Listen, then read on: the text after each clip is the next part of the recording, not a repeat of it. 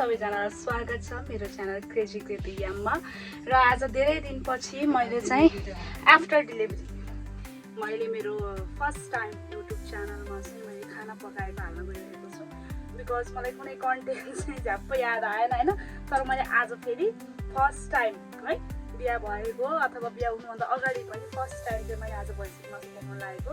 नत्र मैले पकाउँदिनँ, मेरो श्रीमानले पकाउनुहुन्छ। सो मलाई लागेको तपाईँहरूसँग सेयर गरौँ केही कुरा।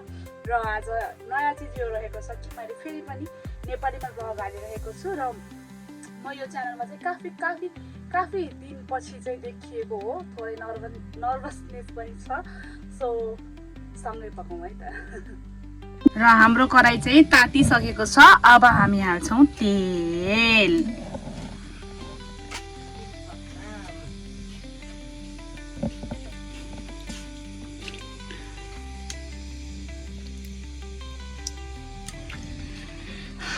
यसरी हालिसकेपछि चाहिँ मलाई मिठो लाग्छ तेल चाहिँ है। तेल अलिकति बढी नै हाल्छु म चाहिँ, अझै पनि कम लागिरहेको छ मलाई।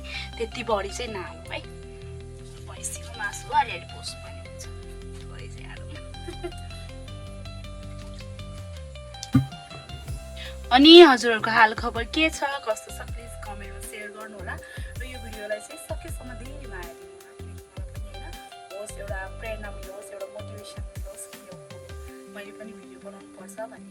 कि आफ्टर डेलिभरी चाहिँ मलाई धेरै मतलब फिलिङ्सहरू होइन, हार्मोनहरू चेन्ज भएकोले चाहिँ थोरै के भन्छ अप्ठ्यारो लागिरहेको छ। त्यसमा तपाईँहरूले साथ दिनु होला है। अब यो प्याज चाहिँ अघि नै काटेर रेडी पारिसकेको हो है, त्यसैले सँगै पकाउने हो, सँगै खाने हो। आसो एकदमै है।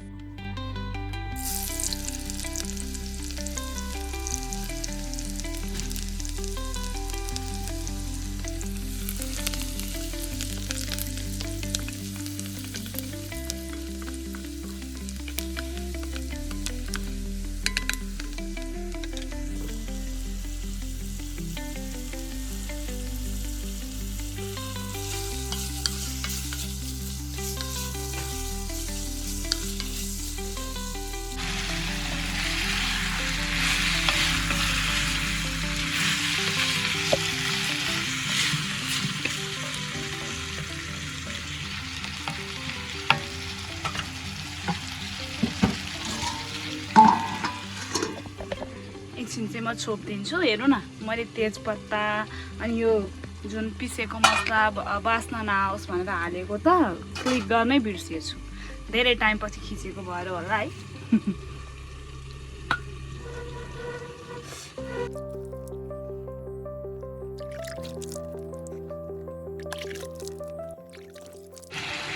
मैले चाहिँ यसरी जुन त्यो तेजपत्ता थियो त्यो चाहिँ निकालिदिएँ, किनकि सिर्फ बास्नाको लागि मात्रै हो यो युज हुने होइन। त्यसरी यो तेजपत्ता चाहिँ मैले निकालिदिएँ। मासुले पानी बिस्तारै छोड्दैछ आफ्नो होइन। अब यो मासुको पानी सुकिन्जेलसम्म चाहिँ मैले ढाकिदिन्छु, किनकि ताकि भैँसीको मासु चाहिँ अझै मजाले पाकोस् भनेर है।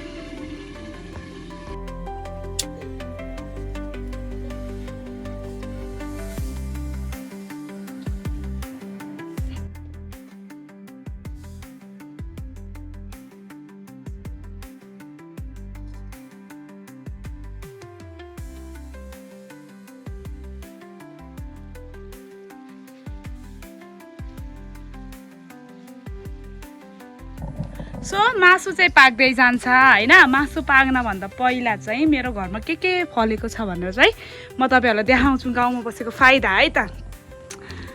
यो रहेको छ लौकाको बोट है। लौकामा धेरै मुन्टाहरू आएको छ। सरी, यसरी देखाउनु हुँदैन अरे, कसरी यसरी होइन। अनि रहेको छ चाहिँ घिरम्ला। घिरम्ला है। उयो चाहिँ घिरम्ला फलेको छ। कोलाई घिरम्ला मनपर्छ, घिरम्ला लभर चाहिँ कमेन्टमा हाजिर हुनु होला। एकदमै सानो घिरम्लाहरू पनि फलेको छ होइन। यो बोर्ड चाहिँ मैले लगाएको होइन, यो बोर्ड चाहिँ छ्यामाले लगाउनु भएको है घिरम्लाहरूको। मैले चाहिँ अनि यो रहेको छ फुलहरू। यी फुलहरू चाहिँ म एकदमै फुल पक्राउँछु, मलाई चाहिँ फुलहरू मनपर्ने भएर मैले फुलहरू लगाएको छु। देन यो रहेको छ करेला। मलाई यो करेला चाहिँ मन पर्दैन हैन। कसलाई करेला मन पर्छ कमेन्ट गर्नु होला है त ल। अनि अर्को फलेको छ हाम्रो घरमा भेन्टा। अब कोलाई मन पर्ने हो यो भेन्टा, देन फर्सिरहेको छ त्यहाँ होइन। अब कोलाई मन पर्ने हो भेन्टा होइन, त्यो पनि हाजिरौँ कमेन्टमा। अर्को चिज पनि फलेको छ जो सबैको एक्चुअली सबैको फेभरेट हुन्छ नै होइन। यो रहेको छ अकबरे खुर्सानी फलेको छ होइन, हेर्न सक्नुहुन्छ एकदमै मस्तरी फलेको छ अकबरे खुर्सानीहरू पनि है। ल हेर्नु कस्तो रमाइलो छ। हजुरहरूलाई पनि चाहिएको छ भने चाहिँ अकबरे खुर्सानी खान आउनु होला।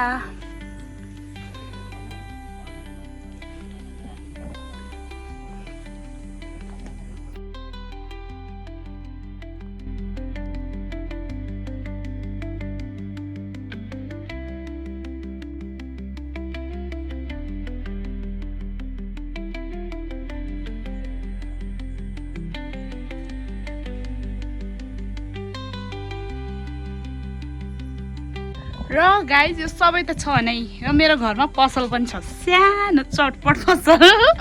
चटपट खान इच्छुक हुनु चाहिँ जरुर आउनु होला है त। ल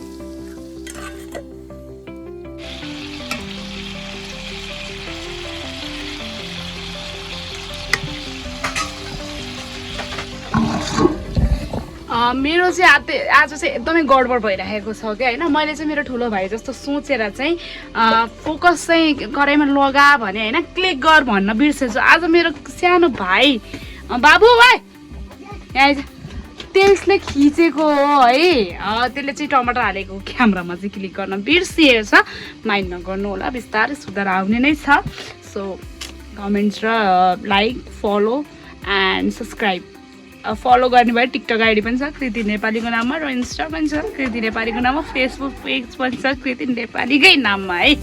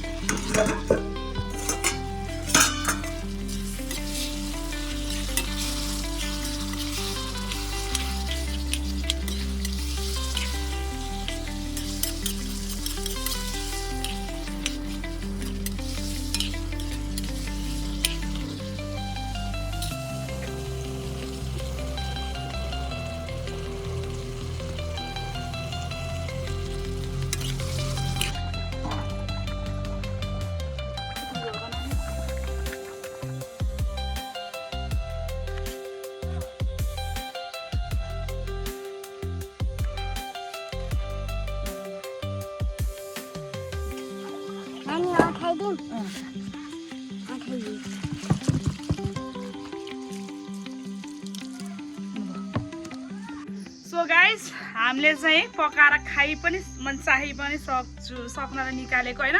भाँडा किन जुठो गर्नु, आफ्नो अर्ग्यानिक थाल हुँदा हुँदै भनेर चाहिँ मैले गाबाको पातमा खान लागेको। मेरो भाइ गुइठेलाई पनि दिएको होइन, क्यामराम्यान आजको क्यामराम्यान। र खाएर चाहिँ म भन्छु मैले आज फर्स्ट टाइम पकाएको भैँसीको मासु कस्तो भयो। ल गुइठे खा त, कस्तो भयो?